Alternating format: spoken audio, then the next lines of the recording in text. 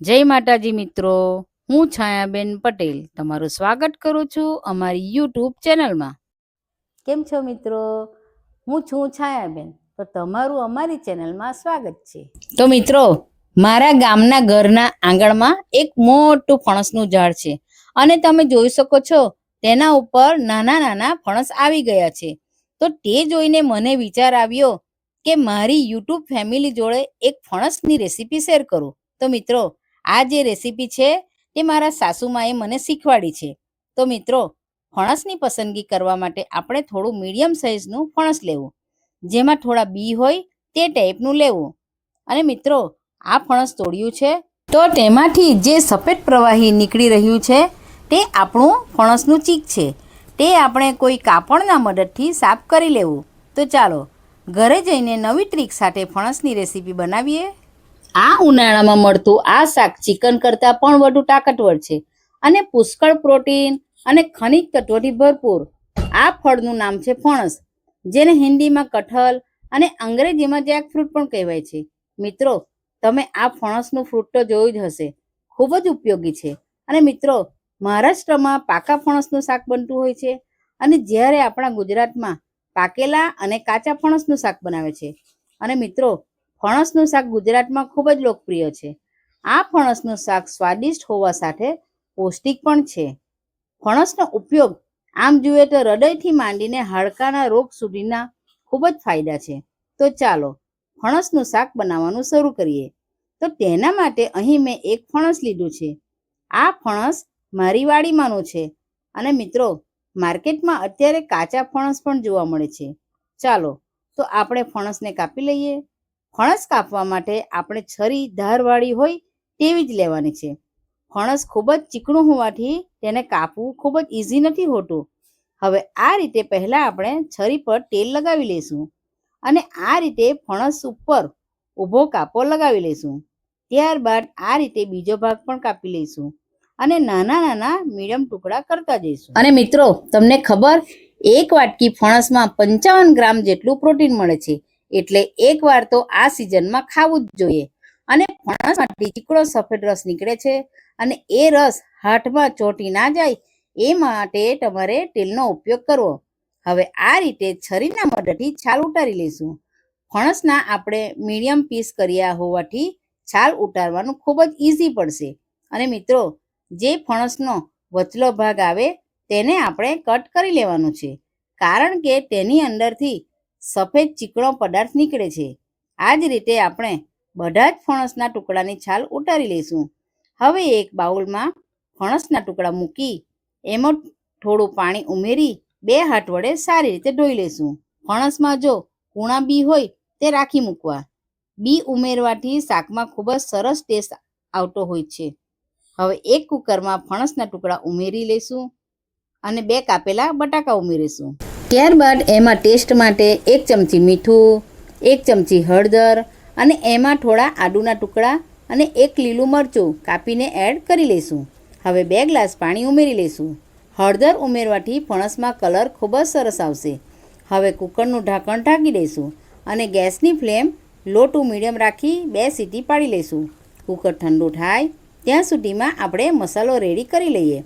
તો હવે ગેસ પર એક પેન મૂકીશું અને એમાં 1 ચમચી સૂકા ધાણા, 1 ચમચી જીરું, હવે 2 લવિંગ, 8 થી 10 કારા મરી, 1 બાદિયા, 1 એલચી, 1 તેજપત્તા અને થોડી તજ ઉમેરી લઈશું અને તેને મીડિયમ ગેસ ઉપર 2 થી 3 મિનિટ શેકી લઈશું. ત્યારબાદ તેમાં 4 થી 5 લસણની કળી અને 2 થી 3 આદુના ટુકડા, તીખાસ માટે 2 સૂકા લાલ મરચાં અને કલર માટે 3 થી 4 જેટલા સૂકા કાશ્મીરી લાલ મરચાં ઉમેરી સારી રીતે મિક્સ કરી લઈશું. અને મિત્રો, કાશ્મીરી લાલ મરચાં બિલકુલ ઓપ્શનલ છે. હવે અહીં મેં 1 કાપેલા કાંદા ઉમેરી લઈશું અને સારી રીતે મિક્સ કરી લઈશું. ત્યારબાદ તેમાં 1 ચમચી તેલ ઉમેરી મિક્સ કરતા જઈશું. મસાલો ઠંડો થાય પછી એક મિક્સર જારમાં લઈ સારી રીતે ક્રશ કરી લઈશું. સાથે સાથે એક મિક્સર જારમાં આપણે 4 થી 5 ટામેટાની પ્યુરી બનાવી લઈશું. હવે કુકર પણ ઠંડુ થઈ ગયું છે અને આપણે ખોલીને પણ ચેક કરી લઈએ.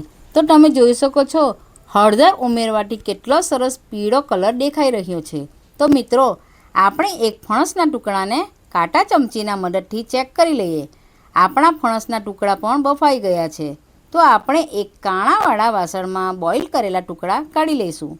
તો મિત્રો, બોઇલ કરેલું પાણી ફેંકીશું નહીં, રાખી મૂકવાનું છે, આગળ કામ લાગશે. તો હવે નોનસ્ટિક પેનમાં 4 ચમચી તેલ ઉમેરી લઈએ. તેલ ગરમ થાય ત્યારબાદ ફણસને પેનમાં મૂકી દઈશું. હવે ગેસને મીડિયમ ફ્લેમ પર રાખી ફણસને સેલો ફ્રાય કરી લઈશું, જેથી ફણસના ટુકડા બંને બાજુથી સારી રીતે ફ્રાય થઈ જાય. હવે આપણા બધા જ ફણસના ટુકડા પણ ફ્રાય થઈ ગયા છે. ચાલો તો શાક બનાવવાનું શરૂ કરીએ.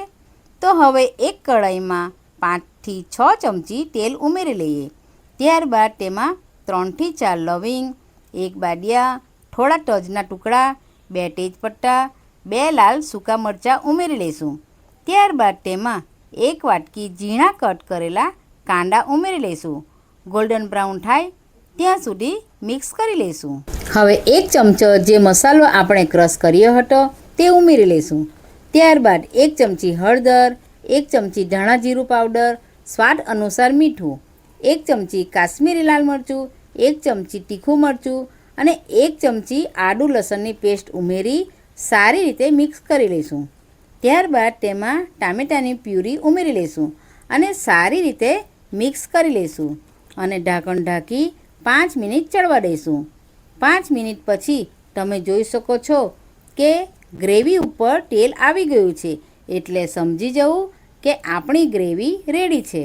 હવે તેમાં બોઇલ કરેલા ફણસ ઉમેરી સારી રીતે મિક્સ કરી લઈશું. મિત્રો, તમે જોઈ શકો છો આપણો શાકનો કલર કેટલો સરસ દેખાઈ રહ્યો છે. હવે તેમાં 1 ચમચી દહીં ઉમેરીશું. તો મિત્રો, ફણસનું બોઇલ કરેલું પાણી જે સાઈડ પર રાખ્યું હતું તે ઉમેરી લઈશું. હવે સારી રીતે મિક્સ કરી લઈશું, જેથી ફણસમાં મસાલો સારી રીતે પચી જાય. હવે બોઇલ કરેલા બટાકા ઉમેરી લઈશું. ફરી આપણે એકવાર ઢાંકણ ઢાંકી 10 થી 15 મિનિટ ચડવા દઈશું. તો મિત્રો, તમે જોઈ શકો છો આપણું શાક ખાવા માટે રેડી છે.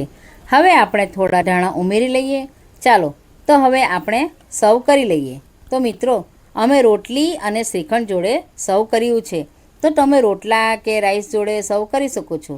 તો તમે એકવાર મારી આ રેસીપી ટ્રાય કરશો તો પાઉંભાજી ક્યાં તો પનીરનું શાક પણ ભૂલી જશો.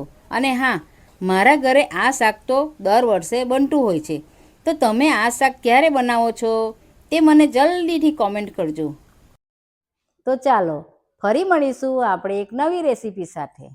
આવી જ અવનવી રેસીપી જોવા માટે અમારી ચેનલને સબસ્ક્રાઈબ કરો અને બાજુમાં બેલ આઇકન દબાવવાનું ભૂલતા નહીં, જેથી નવી નવી રેસીપીની નોટિફિકેશન આવતી રહે. તો ચાલો મળીએ બીજા વિડીયોમાં. આવજો.